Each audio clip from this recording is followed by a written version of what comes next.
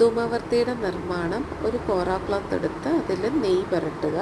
ത്രിഫല ഘൃതവും അതേപോലെയുള്ള നെയ്കൾ ഉപയോഗിക്കുന്നത് നല്ലതായിരിക്കും. അല്ലെങ്കിൽ നോർമൽ ഘൃതം എടുത്ത് ഇതിന് നല്ലതായിട്ട് നെയ്യിൽ മുക്കിയെടുക്കണം. ഇതോടൊപ്പം തന്നെ ഒരു പ്ലാവില എടുത്ത് കുമ്പിൾ കുത്തണം. അതായത് ധൂമം പോകുമ്പോൾ നമ്മളത് ചെറിയ ഈ കുമ്പിളിൽ കൂടെയാണ് നമ്മൾ ശ്വസിക്കുന്നത്. പിന്നെ ഈ ത്രെഡ് നമുക്ക് ഈ നെയ്യ് മുക്കിയ തിരിയെ ഒന്ന് കെട്ടി വെക്കാൻ വേണ്ടി ഒരു ചെറിയ ത്രെഡും എടുക്കണം. പിന്നെ അതിൽ രാസ്നാദിപ്പൊടിയോ കർപ്പൂരാതി ചൂർണമോ അല്ലെങ്കിൽ നമ്മുടെ മഞ്ഞൾപ്പൊടിയാണെങ്കിലും ഇപ്പോൾ ഇവയൊന്നും ഇല്ലെങ്കിൽ തേച്ച് പിടിപ്പിക്കുക. പിന്നീട് നമ്മളൊരു തിരിയായിട്ടിങ്ങനെ തിറുത്തെടുക്കുക.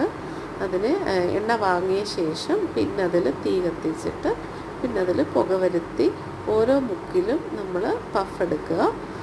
മൂക്കിക്കൂടെ എടുത്ത് നമ്മൾ വായിക്കൂടെ ശ്വസനം വിടുകയാണ് ചെയ്യേണ്ടത്. ഒരു കാരണവശാലും മൂക്കിക്കൂടെ തന്നെ വിടരുത്. അത് കണ്ണിനൊക്കെ നല്ലതല്ല.